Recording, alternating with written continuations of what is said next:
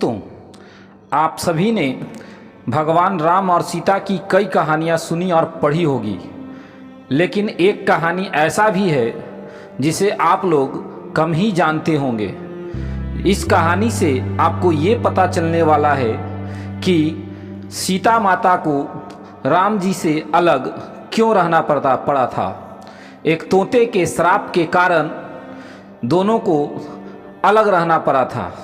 आइए इस कहानी को शुरुआत करते हैं। नमस्कार साथियों, हमारे चैनल पर आप सभी का स्वागत है। कहानी पसंद आती है तो आप लाइक, शेयर और सब्सक्राइब जरूर करें। एक समय की बात है जब माता सीता अपने उपवन में घूम रही थी। कई देर तक फूलों को देख रही थी, फिर आकाश में निहार रही थी। तभी देखा कि तोते का एक खूबसूरत जोड़ा एक पेड़ पर आकर बैठ गया। तोता और तोती ने पेड़ पर बैठते ही बातें करना शुरू कर दी। तोती बोली, क्या आपको पता है स्वामी कि अयोध्या में श्री राम जी का जन्म हो चुका है? यही वो राम जी हैं जिनका विवाह माता सीता से संपन्न होगा। तोता ने उत्तर दिया, हाँ पता है, राम जी का जन्म हो चुका है। यही रामचंद्र जी इस धरती पर 11,000 वर्ष तक राज भी करेंगे। सीता जी के पिता राजा जनक स्वयंवर रचाएंगे। इस स्वयंवर में खूब सारे राजा महाराजा दूर दूर से आएंगे। वह सभी राजा जनक द्वारा रखे गए धनुष को तोड़ने में असमर्थ होंगे। फिर दशरथ के पुत्र श्री राम उस धनुष को तोड़ेंगे और सीता जी उनको वरमाला पहना देगी।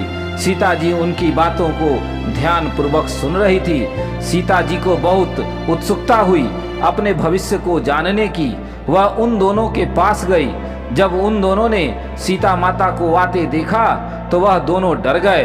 वह डर के मारे उड़ने को तैयार ही थे कि तभी अचानक सीता जी ने उन दोनों को रोक लिया। सीता जी ने उन दोनों से कहा कि दोनों को डरने की बिल्कुल भी कोई ज़रूरत नहीं है। सीता जी ने उन दोनों को आश्वासन दिया कि वह जनक पुत्री सीता हैं। उनकी यह बात सुनकर तोता तोती को चैन आया। सीता माता ने उनसे पूछा कि वह दोनों को कौन से राजकुमार की बात कर रहे हो, ये थोड़ा हमें बताओ। तब तोता और तोती ने बताया कि वह अयोध्या के राजकुमार श्री दशरथ पुत्र श्री रामचंद्र की बात कर रहे हैं। माता सीता ने पूछा कि जिस धनुष की तुम बात कर रहे हो, क्या उसे कोई नहीं तोड़ पाएगा?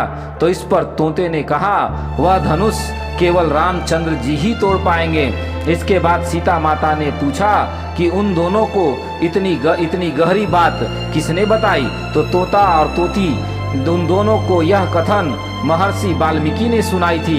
यह सारी बातें सुनकर सीता जी अपने आगे की भविष्य को जानने की उत्सुकता और बढ़ गई। सीता जी ने उन दोनों से कहा कि वह दोनों उनके महल में ही रहकर उनके भविष्य के बारे में बताएं। तो इस बात पर तोते ने कहा, क्योंकि उसकी पत्नी गर्भवती है, इसलिए वह अभी तो महल में नहीं चल सकते हैं, लेकिन बच्चे के जन्म के पश्चात वह दोनों सीता जी के महल में जरूर आएंगे। लेकिन सीता माता उनकी बात को नहीं मानी और उन दोनों को महल में रुकने के लिए बाध्य करने लगी। जब दोनों सीता जी के बात नहीं माने तो सीता माता ने तोती को कसकर पकड़ लिया। तोती ने कहा, कृपया करके सीता जी उसे छोड़ दीजिए। तोते ने बहुत गुहार लगाई पर सीता जी ने नहीं मानी, तो वह तोती को अपने राजमहल ले जाने के लिए उड़ गई।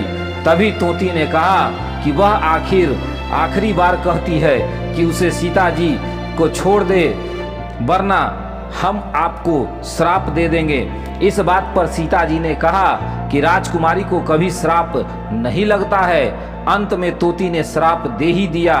तोती बोली कि जैसे आज एक गर्भवती को अपने पति से अलग रहने के लिए बोला जा रहा है, ठीक वैसे ही सीता जी को भी, यानी आपको अपने गर्भावस्था में अपने पति से अलग रहना पड़ेगा। श्राप देने के तुरंत बाद ही उस तोती ने दम तोड़ दिया। तोते को अपनी पत्नी का बिछुड़ना सहन नहीं हुआ। तोते ने भी सीता जी को श्राप दे दिया कि आने वाले समय में वह तोता ही एक इंसान के रूप में जन्म लेगा और वह श्री राम को सीता को महल से निष्कासित करने के लिए बाध्य करेगा। सीता जी ने हाथ जोड़कर विनती की कि वह अपना श्राप दोबारा ले ले, वापस ले ले, लेकिन तोते ने एक भी नहीं सुनी और वहां से उड़ गया। यह वही तोता था जो बाद में रामचंद्र के दरबार में धोबी था, जिसकी वजह से माता सीता को महल छोड़कर जाना पड़ा था।